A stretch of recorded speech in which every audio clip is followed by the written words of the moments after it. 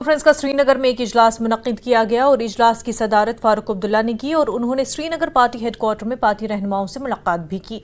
इजलास से पार्टी मंशूर पर गौर किया गया और इस अहम मीटिंग में नेशनल कॉन्फ्रेंस के सीनियर लीडरान ने शिरकत की और इंतखाबात समेत कई दीगर अहम अमूर पर तबादले ख्याल भी किया गया। कश्मीर में असेंबली इलेक्शन का बिगुल बज चुका है और अब 3 फेजेज में इलेक्शन होने वाले हैं। BJP, National Conference, Congress, PDP, हर कोई पॉलिटिकल पार्टी अपनी तरफ से सरगर्म हो गई है। और अगर हम नेशनल कॉन्फ्रेंस की बात करें तो आज कई joinings Jammu Kashmir national conference की तरफ से जम्मू के पार्टी हेडक्वार्टर में की गई है। अजय सोडोत्रा मेरे साथ हैं, फॉर्मर मिनिस्टर और सीनियर मोस्ट पार्टी लीडर हैं जम्मू से। इम्तिहान की घड़ी अब आ रही है, आप तैयार हैं? नेशनल कॉन्फ्रेंस इलेक्शन के लिए हर वक्त तैयार होती है, इलेक्शन मोड में होती है, क्योंकि नेशनल कॉन्फ्रेंस जो है एक डेमोक्रेटिक पार्टी है और नेशनल कॉन्फ्रेंस ने ही जम्मू कश्मीर में वोट का हक दिलवाया था और इसलिए नेशनल कॉन्फ्रेंस इलेक्शन के लिए हमेशा तैयार होती है। इम्तिहान इसलिए मैंने बोला कि क्योंकि ये जो मरहला है, इस वक्त जो इलेक्शन हो रहे हैं, यूटी में इलेक्शन हो रहे हैं, धारा 370 खत्म हो चुकी है, बीजेपी 50+ का आंकड़ा नारे दे रही है।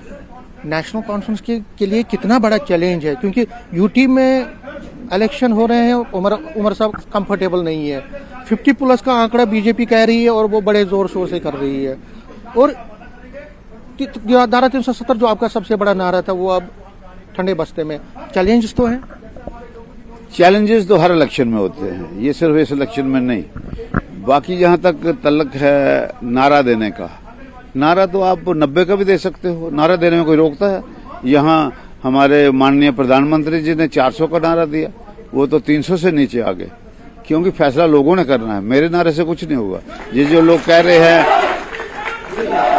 कह रहे हैं कि 50 पार, उनको ये पूछिए कि आप जो पार्लियामेंट इलेक्शन हुई, आपका वोट 50% गिर गया, जो मिला भी वो मोदी जी के नाम का मिला।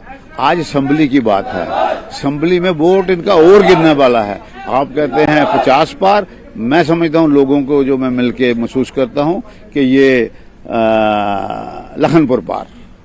नेशनल कॉन्फ्रेंस में, क्योंकि कल से मैं खुद भी हैरान हूँ, फारूक साहब कह रहे हैं मैं भी लड़ूंगा, उमर साहब कह रहे हैं मुझे, वो फारूक साहब कह रहे हैं वो नहीं लड़ेंगे, उमर साहब कह रहे हैं मुझे पार्टी का प्रेशर है, मैं लड़ सकता हूँ। ये एक पेज पे क्यों नहीं है दोनों मतलब बाप बेटे? दोनों एक पेज पे है। इलेक्शन जो फैसला पार्टी हाईकमांड करेगी, क्योंकि मैंने आपको पहले भी बताया कि हमारी जो वर्किंग कमेटी पिछले दिनों 2 दिन की हुई, तमाम मेंबरान ने उमर साहब से रिक्वेस्ट की कि अपना फैसला रिकंसिडर करें in the interest of the party and in the interest of cadre of the party. वो लड़ेंगे, मुझे उम्मीद है कि वो जरूर लड़ेंगे और लड़ना चाहिए। मेरा भी कहना है उमर साहब को भी लड़ना चाहिए, क्योंकि उमर साहब जो हैं वो अगर नहीं लड़ेंगे तो पार्टी, फारूक साहब भी लड़ेंगे। ये पार्टी हाईकमांड है, अगर वो कहेंगे हम दोनों लड़ेंगे तो वी विल सैल्यूट। उमर साहब ने कहा उनका हेल्थ ठीक नहीं है, हो सकता है मैं ही लड़ूं। समझ नहीं आ रहा दोनों लड़ेंगे या एक लड़ेंगे? ये एक फैसला हाईकमांड करेगी, आपके सामने आ जाएगा, पार्लियामेंट्री बोर्ड बैठेगा, आपके सामने फैसला आ जाएगा। ये बताइए, मैनिफेस्टो कमेटी, क्योंकि मैंने जो सुना है आज कोई मीटिंग है, फारूक साहब इसलिए निकल के भी गए, आज क्या क्या होने जा रहा है? मैनिफेस्टो कमेटी जो है बड़े दिनों से बैठ रही है, बड़ी डिस्कशंस हो रही हैं, हम भी उसमें बैठते हैं, उसमें बात होती है, हर इशू पे बात होती है। मुझे उम्मीद है कि जो मैनिफेस्टो आएगा वो लोगों की, वो जैसे है ना, लोगों के दिल उसमें क्या है वो लिखा होगा, लोग क्या चाहते हैं वो लिखा होगा। लोगों की तवक्कुआत बड़ी है नेशनल गवर्नमेंट से। आप देखिए, ये पहली दफा मैंने देखा कि हमने लोगों के ओपिनियन मांगे थे, भाई हम मैनिफेस्टो में क्या क्या करें, और कम से कम 10,000 लोगों ने उस पर दिया, अपने व्हाट्सएप पे अपने व्यूज दिए। तो लोगों की इन्वॉल्वमेंट है, लोग जो चाहेंगे वही होगा। अलायंस की अगर हम बात करें तो आपने इंडिया ब्लॉक के अंडर चुनाव लड़ा, कांग्रेस आपके साथ थी, पीडीपी नहीं थी।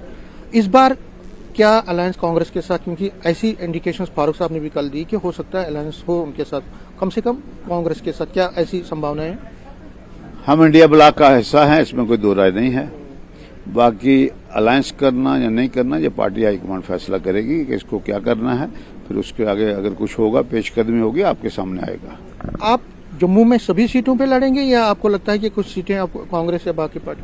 आज तो हमारी कोशिश है कि हम सब सीटों पे लड़ें। ये लास्ट में सवाल पूछना चाहूंगा कि कब तक ये फाइनल होगा, कैंडिडेट्स की सिलेक्शन, ये लिस्ट कब तक निकलेगी? मुझे लगता है जो फेज चलता जाएगा, जो सिलेक्शन होती जाएगी। आज फेज 1 की बात है, उसमें आपको फेज 1 का जो है वो आ जाएगा थोड़े दिनों में, 1-2 दिन में। फिर उसके बाद सेकंड का आएगा, उसके बाद थर्ड फेज का आ जाएगा। 4 अक्टूबर के बाद हम क्या आपको लगता है कि एनसी होगा या एनसी के साथ साथ कुछ और पार्टी अलायंस में? हम तो चाहेंगे कि अपनी गवर्नमेंट बने, बाकी लोगों का फैसला है, जो लोग फैसला करेंगे उसके मुताबिक, वक्त के मुताबिक देखेंगे। न्यूज 18 से बहुत बहुत शुक्रिया। अजय सोडोत्रा बहुत ही ऑप्टिमिस्टिक हैं, बहुत ही होपफुल हैं और कह रहे हैं कि पत्ते तो पूरे खोल नहीं रहे हैं क्योंकि अभी मीटिंगों का दौर नेशनल कॉन्फ्रेंस हेडक्वार्टर श्रीनगर में शुरू हो रहा है। आज से ही लगातार 2-3 दिन ये चलेगा। पार्लियामेंट्री बोर्ड की मीटिंग भी है, वर्किंग कमेटी मीटिंग भी है, मैनिफेस्टो कमेटी की मीटिंग में सारी चीजों का निकलेगा और 2-4 दिनों में तस्वीर सामने आएगी कि पार्टी के अलायंस में जा रही है या अकेले दम पे चुनाव लड़ रही है। लेकिन जो अजय सोडोत्रा कह रहे हैं उसके मुताबिक पार्टी हो सकता है कि अलायंस भी कर सकती है या सोलो भी जा सकती है। उसका फैसला 2-3 दिन में हो जाएगा। कैमरामैन चांद के साथ में समीर भट्ट, न्यूज 18 जम्मू।